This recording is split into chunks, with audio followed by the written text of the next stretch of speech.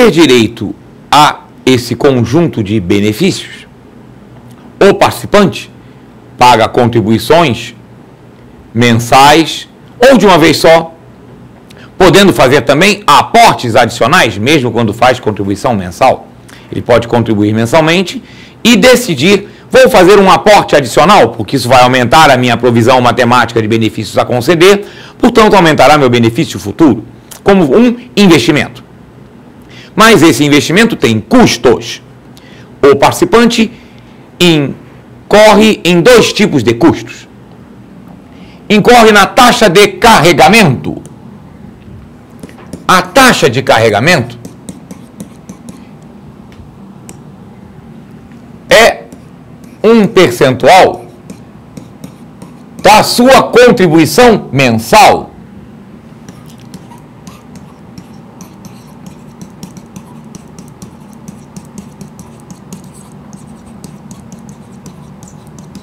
Que tem como objetivo arcar com os custos de manutenção do próprio plano. A chamada receita da entidade aberta de previdência complementar é a taxa de administração. A taxa de administração, ela é cobrada anualmente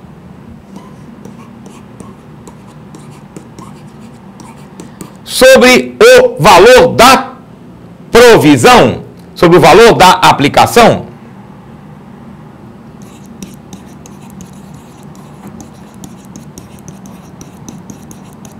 Da mesma forma como é cobrado em um fundo de investimento. Até porque as entidades de previdência privada complementar alocam os recursos das provisões em fundos de investimento, que investem esses recursos no sentido de gerar aquela rentabilidade necessária para garantir os benefícios contratados. E aí vamos ver os diversos tipos de planos que existem no mercado. Nós vamos concentrar em 4 planos. 2 que existiram, são mais tradicionais, mas que não são hoje os mais utilizados. Os planos tradicionais são um plano tradicional propriamente dito,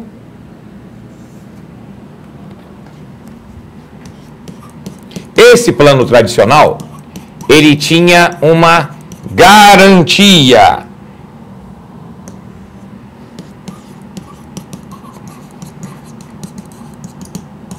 de rentabilidade mínima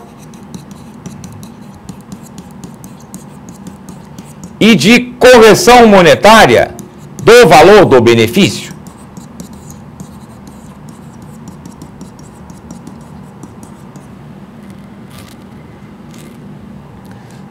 Na época, normalmente se utilizava como percentual de correção monetária IGPM mais 6%.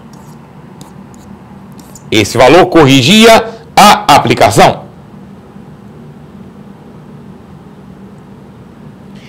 Esse plano hoje encontra-se praticamente extinto no mercado, porque a garantia de rentabilidade passou a ser muito onerosa para as entidades de previdência privada aberta, particularmente depois que as taxas de juros começaram a cair, que a inflação tornou-se mais civilizada. O segundo tipo de plano tradicional era o chamado FAPI, Fundo de Aposentadoria Programada Individual. Já era sobre a modalidade de fundo de investimento. Tinha prazo de carência de 10 anos, após o qual poderia haver o resgate ou a percepção de um benefício mensal. Nesse plano, não há rentabilidade mínima.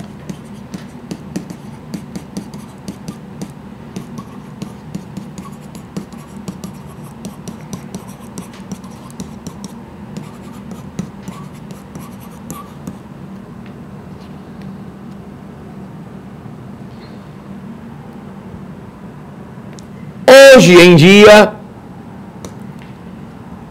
as grandes vedetes do mercado de previdência privada aberta, os planos que são oferecidos pelo conjunto das instituições e que são os mais pedidos, inclusive, em prova, são aquela sopa de letrinhas, o PGBL e o VGBL.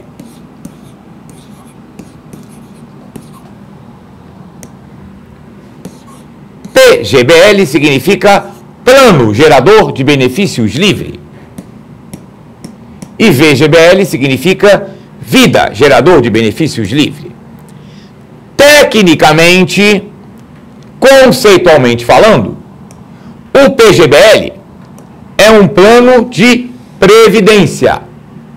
Por isso que é Plano Gerador de Benefícios Livre. Conceitualmente, o VGBL é um seguro de vida com cláusula de pagamento por sobrevivência. Ou seja, conceitualmente, o VGBL é um seguro de vida que você recebe mesmo que continue vivo, depois daquele prazo contratado. Mas a grande diferença entre o PGBL e o VGBL não é tanto esse conceito.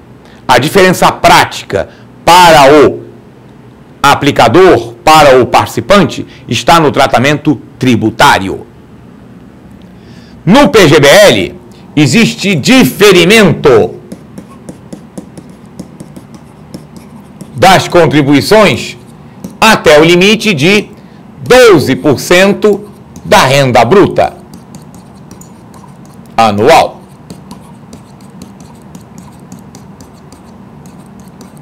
E aí é importante a gente deixar claro o seguinte: por que nós falamos diferimento e não dedução? Porque naquele momento, no ano em que você está pagando, enquanto há contribuição, você está reduzindo o seu imposto de renda a pagar. O valor que é pago a título de contribuição para um plano de previdência privada PGBL, ele é reduzido do seu imposto de renda a pagar até o limite de 12% da renda bruta. Entretanto, haverá incidência de imposto de renda sobre o benefício quando ele for recebido. A vantagem é que você paga imposto de renda lá na frente só sobre o valor principal, não paga sobre o rendimento.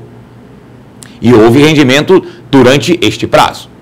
Mas, na verdade, não se trata de dedução, trata-se de diferimento, ou seja, de atrasar, de postergar a incidência do imposto de renda.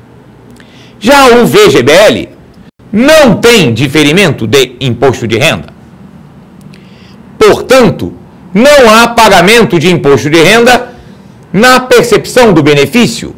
Sobre o benefício, sobre o principal, não há. O imposto de renda só incide aqui no VGBL sobre o chamado ganho de capital. Na percepção do benefício, lá quando a pessoa começar a receber. Então, o PGBL é mais recomendado para aquelas pessoas que fazem imposto de renda na declaração completa, porque poderão utilizar aquilo que foi pago até o limite de 12% de sua renda bruta para reduzir o imposto de renda a pagar naquele exercício. Já o VGBL, Vida Gerador de Benefícios Livre, é mais recomendável para aquelas pessoas que utilizam declaração simplificada, que só tem o desconto padrão, ou para aquelas pessoas que pretendem aplicar em previdência privada mais do que 12% de sua renda bruta anual. Então elas podem utilizar, fazendo a declaração de imposto de renda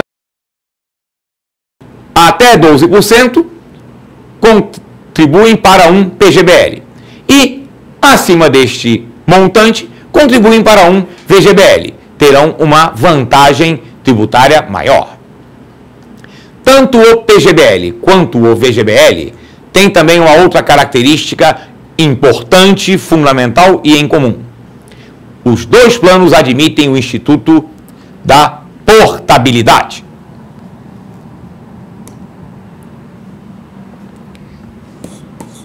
portabilidade é o direito do participante de mudar de entidade aberta de previdência complementar, ou seja, de transferir, de portar os recursos da sua provisão matemática de benefícios a conceder. Lembra que eu comentei em módulo anterior que era importante conhecer a diferença entre provisão matemática de benefícios a conceder e provisão matemática de benefícios concedidos? Porque há direitos que só se aplicam na provisão matemática de benefícios a conceder. Um deles é o resgate, o outro é o saldamento e o terceiro é a portabilidade. Só é possível portar enquanto o participante não está recebendo, enquanto ele está capitalizando. Ele, a qualquer momento, enquanto estiver ainda contribuindo para o plano, ele pode transferir o volume, o total da sua provisão matemática de benefícios a conceder de uma entidade de previdência privada para outra. A única restrição é que essa portabilidade tem que ser entre planos do mesmo segmento. Ou seja, se ele tem um PGBL, ele pode transferir para outra entidade, mas o outro plano tem que ser também PGBL. Se ele tem um VGBL, ele pode transferir a provisão matemática de benefícios a conceder da entidade onde ele tinha contratado para outra, mas tem que ser um plano VGBL. Há, como sempre, uma exceção a essa regra, porque a portabilidade é permitida, inclusive, para entidades fechadas de previdência complementar. Uma pessoa que tinha uma previdência privada aberta e, vamos dizer, passou num concurso público, entrou para uma empresa que tem um plano de previdência privada fechado, o Banco do Brasil, a Caixa Econômica, um outro banco público, a Petrobras. Este indivíduo pode fazer o seguinte: vou transferir esse recurso que eu acumulei para a minha conta individual na minha previdência privada fechada. Isso é possível. E neste caso, tanto pode ser PGBL como VGBL, porque na previdência privada fechada os planos não são esses, são de outra característica, que nós comentamos em aula anterior quando falamos da previdência privada fechada. Então, é importante que você guarde o seguinte: os planos PGBL e VGBL têm garantido o Instituto da Portabilidade, que pode ser a qualquer momento, durante o prazo de contribuição, ou seja, só é possível transferir a provisão matemática de benefícios a conceder, e para uma outra entidade aberta de previdência complementar, só é possível transferir entre planos do mesmo segmento e do mesmo titular. Com isso, concluímos a nossa exposição acerca da previdência privada aberta.